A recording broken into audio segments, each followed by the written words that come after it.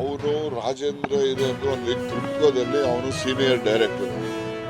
ಕ್ರಿಪ್ಕೋ ಇಫ್ಕೋ ಇದೆಯಲ್ಲ, ಇಡೀ ದೇಶದಲ್ಲಿ ಈ ಆರ್ಟಿಫಿಷಿಯಲ್ ಮೆನ್ಯೂರನ್ನು ಮಾಡ್ತಕ್ಕಂಥದ್ದು ದೊಡ್ಡ ಏಷ್ಯಾ ಖಂಡದಲ್ಲೇ ದೊಡ್ಡ ಸಂಸ್ಥೆಗಳು, ಸಹಕಾರಿ ಸಂಸ್ಥೆಗಳು. ಅದರಲ್ಲಿ ಅವ್ರು ನಿರ್ದೇಶಕ ಇದ್ದಾರೆ, ಅವರು ಸೀನಿಯರ್ ಡೈರೆಕ್ಟರ್ ಇದ್ದಾರೆ. ಮತ್ತು they are also coming under the cooperative ministry. ಇಲ್ಲಿ ಮಿನಿಸ್ಟ್ರಿ ಅಲ್ಲ, ಅಲ್ಲಿ ಮಿನಿಸ್ಟ್ರಿ ಇದೆ. ಅವೆಲ್ಲ ಮಲ್ಟಿ ಸ್ಟೇಟ್ ಆ್ಯಕ್ಟಲ್ಲಿ ರಿಜಿಸ್ಟರ್ ಆಗಿರ್ತಕ್ಕಂಥ ಸಂಸ್ಥೆ. Multi state act is coming under the central cooperation minister. So ಯಾವುದಾದ್ರೂ ಇನ್ಸ್ಟಿಟ್ಯೂಷನ್ಸ್ ಬಗ್ಗೆ ಅದು ಇದ್ರ ಬಗ್ಗೆ ಇದ್ದಾಗ ಅವನೊಬ್ಬನೇ ಹೋಗುವಾಗ ಅಲ್ಲಿನ ಎಲ್ಲ ನಿರ್ದೇಶಕರುಗಳು ಅಧ್ಯಕ್ಷರುಗಳು ಜೊತೆಯಲ್ಲಿ ಹೋಗ್ತಾರೆ. ಮತ್ತು ಅವರು ಅಮಿತ್ ಶಾ ಅವರು ಕೂಡ ಸಭೆಗಳು ಕರೀತಾ ಇರ್ತಾರೆ, ಅಲ್ಲಿ ಅವನು ಹೋಗ್ತಾನೆ. ಅದಕ್ಕೋಸ್ಕರ ವಿಶೇಷವಾದಂಥ ಅರ್ಥ ಕಲ್ಪಿಸ್ತಕ್ಕಂಥದ್ರಲ್ಲಿ ಏನೋ ಅರ್ಥ ಇಲ್ಲ.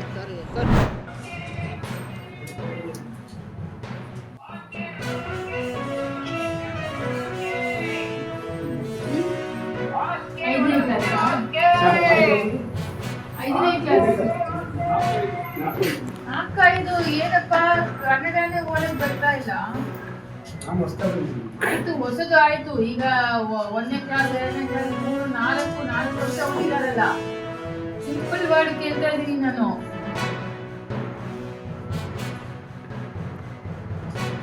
ಮತ್ತೆ ಇವ್ರು ಹಂಗೆ 10th ಕ್ಲಾಸ್ ಬಂದ್ರೆ ಏನಾಗುತ್ತೆ?